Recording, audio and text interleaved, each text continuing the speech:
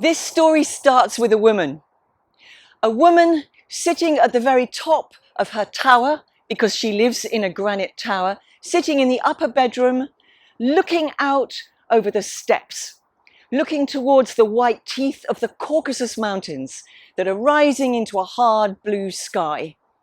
There is not a breath of wind on those steppes that day. It's so hot that the heat is beating down onto the grass like a bronze shield.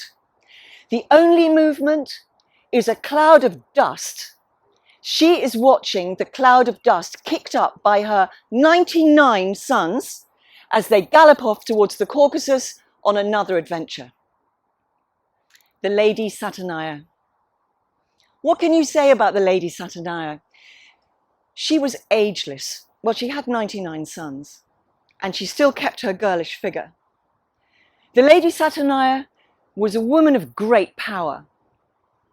If you wanted her to be, she could be as full and creamy, as generous as the full moon. Sometimes she was as hard and thin as a silver birch tree. But always she was someone you took notice of. And on this day of heat, she was left alone, and so she decided to go and cool off, as I think we all would. She went down the stairs in her tower.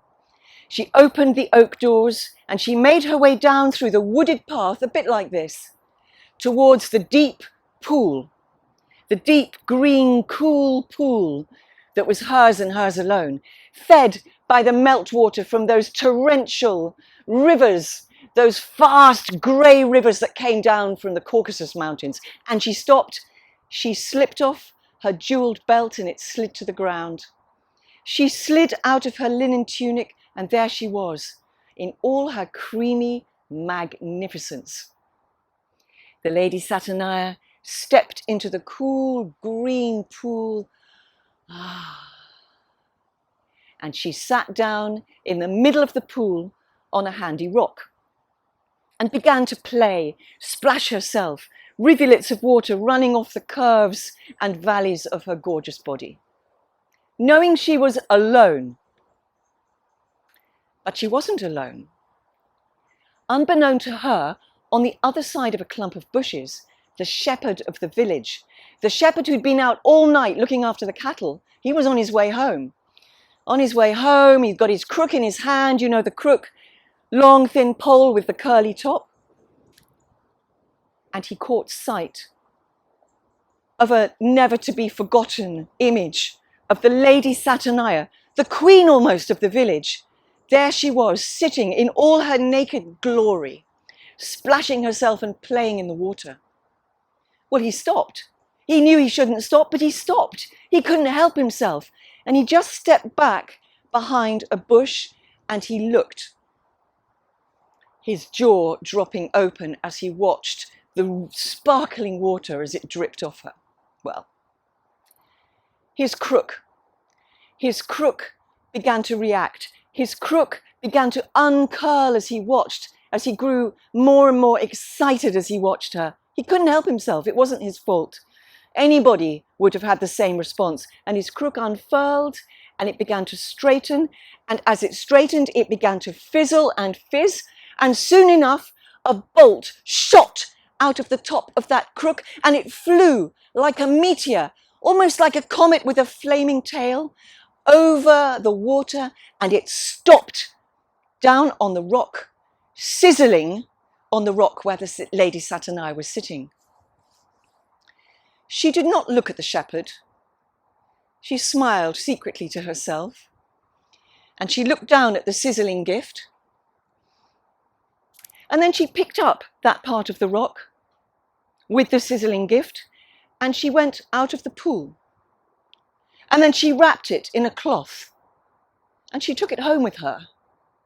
And she popped it in a basket by the side of her bed, and pretty much forgot about it. Until one night she was woken by a sort of creaking noise. An intruder. She reached for the knife under her pillow, which we should all have. She reached for the knife under her pillow, and she paused. The creaking came again. But it wasn't an intruder. It was coming from that basket by the side of her bed. And as she looked down, she found that that boulder had burst the cloth open. It had grown. And when she put her finger out to touch it, it was hot to the touch. So from that moment onwards, she put the boulder in a bigger cloth. She wrapped it gently. As the months went by, little scraping and scrabbling noises began to come out of that boulder. And pretty soon, by the 9th month, it was clear that something or someone was trying to get out. So the Lady Saturnia, she took the basket with the boulder in, which was by now very heavy and very hot, and she staggered with it all the way down to the blacksmith's forge. She popped it on the floor of the forge, and she said to the blacksmith, "What am I going to do with this? I brought it to you. It's a boulder. You'll know what to do with it." And the blacksmith took one look at that boulder and he said, "Step away from the boulder, my lady. Step away from that boulder." And she stepped away from the boulder. And the blacksmith, you know those big hammers all blacksmiths have? He took his enormous hammer, he took his great big hammer, and he brought that hammer down with all his force, which was considerable, onto the boulder. And the boulder split open. And red-hot lava came out of that boulder. And in the middle of the lava was a red-hot baby, lifting up his chubby little arms, going, "Mama." And the Lady Saturnia, she bent down to pick, "Step away from the baby," said the blacksmith. "He's too hot to handle. Step away from the baby, my lady." And she stepped away from the baby. And the blacksmith took his blacksmith's tongs, and he took hold of that baby by the knees, and he picked the baby up, and he plunged that baby into a bucket of ice-cold water that was there waiting. Shh!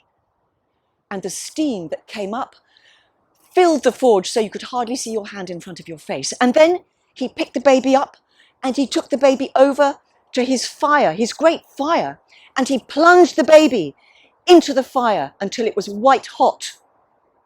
And then he took the baby back, into the water, back into the fire, back into the water. 7 times he tempered that baby until the baby's skin was as hard as steel.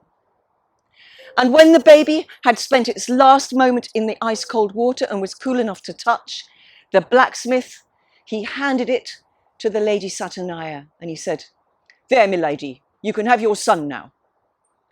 And the Lady Saturnia, she looked at her boy and she said, "You are very special.